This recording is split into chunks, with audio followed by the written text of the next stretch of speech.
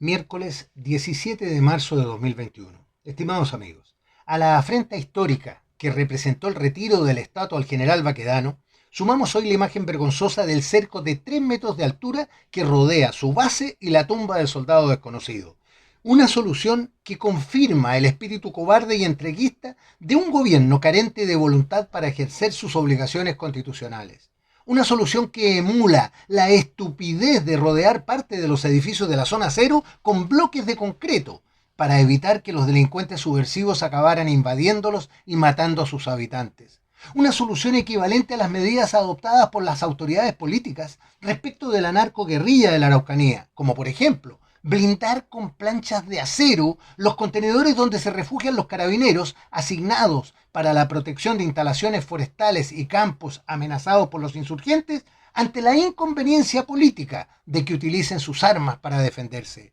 O si se quiere, con la medida propuesta por el coordinador recién renunciado de comprar más carros blindados para que las policías puedan desplazarse por la zona de conflicto. Como se puede ver, el denominador común en todas estas soluciones es la humillante actitud defensiva, pretendiéndose con ella recuperar el orden y el Estado de Derecho. Si consideramos además la seguidilla de nombramientos de cargos intermedios e inorgánicos que hemos venido denunciando desde hace meses, nos encontramos con un vergonzoso cuadro de desgobierno, con un presidente enjaulado, sin iniciativa y enfrascado en el exclusivo tema de las vacunas, con el cual espera revertir la odiosidad que siembra con su peculiar personalidad.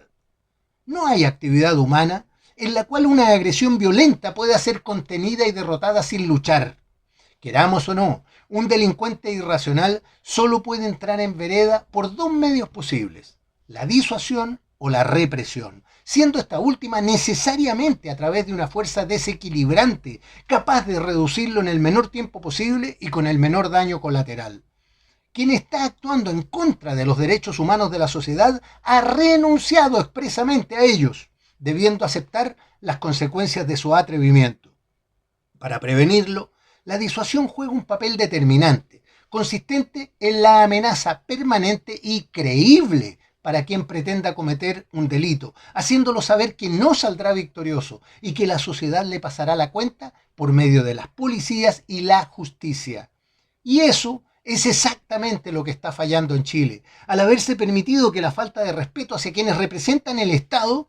se haya hecho un deporte de fin de semana y que la justicia se haya degradado al punto de privilegiar los derechos de los delincuentes por sobre los de las víctimas y de quienes deben reprimirlos. Cuesta comprender cómo llegamos a este punto en que vemos a los carabineros perseguidos y procesados mientras criminales, capturados con las manos en la masa, son liberados por jueces corruptos o ideologizados. Los efectos se encuentran a la vista, habiendo proliferado los defensores de los derechos de los delincuentes en desmedro de una ciudadanía cada vez más indefensa. Si buscamos el origen de esta profunda degradación del estado natural de derecho en que debe vivir la sociedad, nos encontraremos con las modificaciones legales introducidas desde el regreso de los políticos al poder, como desquite a las restricciones habidas durante el gobierno militar, y donde la victimización de los mismos que hoy comienzan a mostrar sus garras llevó a ingenuos e irresponsables políticos de derecha a avalar cambios, cuyos efectos comienzan a lamentar. Combinando la cobardía de un gobierno que no se atreve a gobernar con el decadente marco legal y judicial que nos envuelve,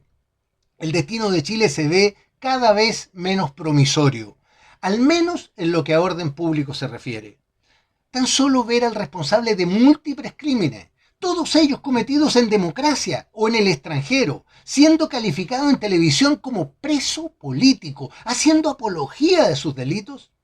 nos explica cómo es posible que no haya un fiscal con el coraje suficiente como para ordenar la captura del comunista prófugo Hugo Gutiérrez, quien se burla de todos, haciendo campaña para conseguir un sitio en la Convención Constituyente donde espera recuperar el fuero que perdió al renunciar a la Cámara de Diputados, para así seguir mofándose de los ciudadanos honestos de nuestro país. Nada de ello parece preocupar al fiscal nacional, cuyo origen de izquierda parece haberle tapado la boca, impidiéndole referirse a esta bochornosa situación que deja al Ministerio Público en un soberano ridículo.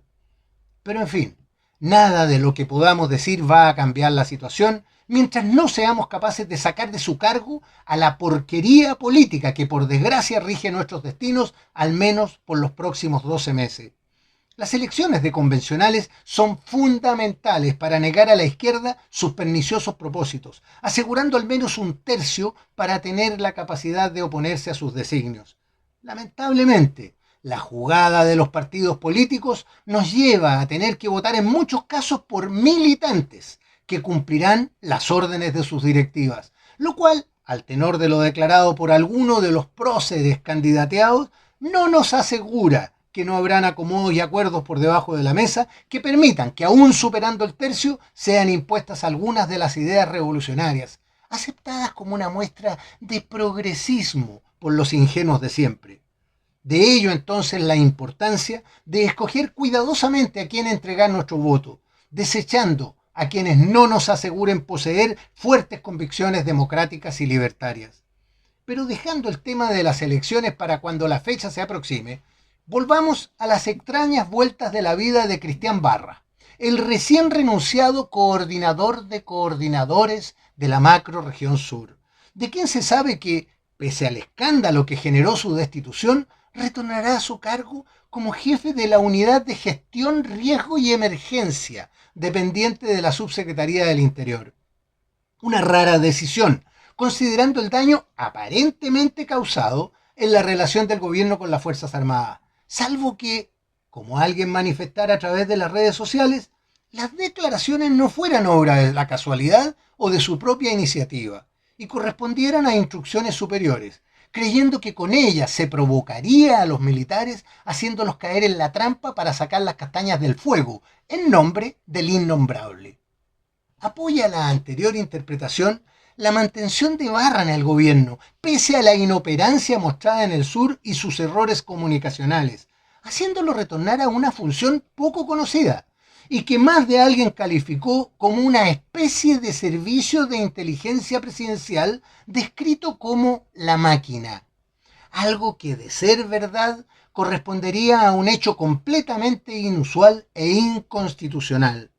De cualquier manera, la sociedad tiene derecho a preguntarse por las potentes razones que puede tener Piñera para exponerse públicamente al mantener junto a él a este oscuro personaje de su pasado, despertando suspicacias respecto de lo que éste pueda saber del mandatario o de los ministros con quienes mantuvo una estrecha colaboración, como Alamán y Espina. Chile languidece con los efectos de una infección viral de carácter múltiple y altamente peligrosa, caracterizada por la corrupción, la falta de autoridad y la desidia politiquera, amenazándolo con llevarlo a la UTI o, ni Dios lo quiera, a la tumba. La falta de liderazgo juega un rol clave en el agravamiento de la situación, haciéndonos recordar que quien solo gestiona dentro de los límites de lo políticamente correcto es apenas un administrador, mientras un líder de verdad es aquel capaz de adoptar las decisiones necesarias para asegurar el futuro de los suyos, algo de lo que hoy carecemos absolutamente. Soy Patricio Quilot.